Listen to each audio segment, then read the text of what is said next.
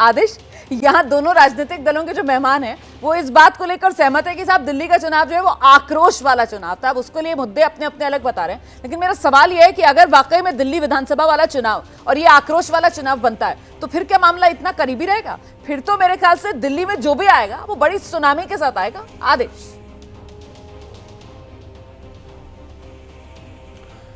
देखिए, जो साथी आपके साथ बैठे हैं वो खुश हैं, कोई नाराज़ है, ठीक है, मैं उस पर जाना नहीं चाहता और ना एग्जिट पोल की बात करूंगा।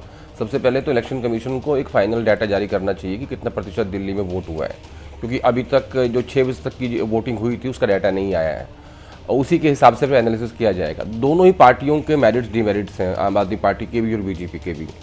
और क्योंकि आम आदमी पार्टी के पास जो सबसे बड़ा चेहरा है वो अरविंद केजरीवाल हैं और केजरीवाल जिस तरीके से आए थे राजनीति में आंदोलन के जरिए, जो जो उन्होंने वायदे किए थे उसके विपरीत वो शराब घोटाले में जेल गए और उन्होंने इतना बड़ा एक शीश महल बनाया जो बीजेपी कहती है। तो उसके बाद चीफ मिनिस्टर की कुर्सी से इस्तीफा दिया और जनता के बीच गए।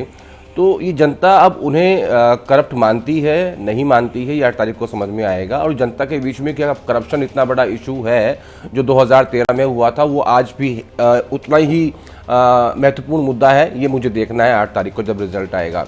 दूसरा, बीजेपी के पास जो है वो कोई फेस नहीं है, उनका फेस प्रधानमंत्री मोदी हैं। और क्योंकि बीजेपी का मुझे लगता है कि उनकी लगभग 20 सीटें ऐसी हैं जिसमें 12 सीटें रिजर्व हैं और 8 सीटें जो मुस्लिम समाज से जुड़ी हुई हैं वो हैं, तो 50 सीटों पे बीजेपी चुनाव मुस्लिम बहुल, माफ़ कीजिएगा, तो 50 सीटें अगर आप 50 सीटें बचती हैं, उसके बाद 1 सीट आपने जेडीयू को दे दी, तो 49 सीटों पे आप चुनाव लड़ रहे हो।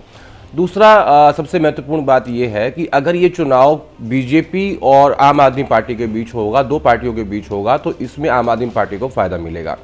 अब रोल बचता है कांग्रेस का, जो बार बार अरविंद केजरीवाल ये कहते रहे कि कांग्रेस और बीजेपी मिलकर हमें हराना चाहते हैं। अगर कांग्रेस पार्टी के 15 से 20 कैंडिडेट 10,000 से ऊपर वोट लेते हैं तो उसका सीधा नुकसान आम आदमी पार्टी को होगा, ट्रायंगुलर फाइट होती है तो। लेकिन अगर बाइपोलर होगा तो उसका फायदा अरविंद केजरीवाल को मिलेगा।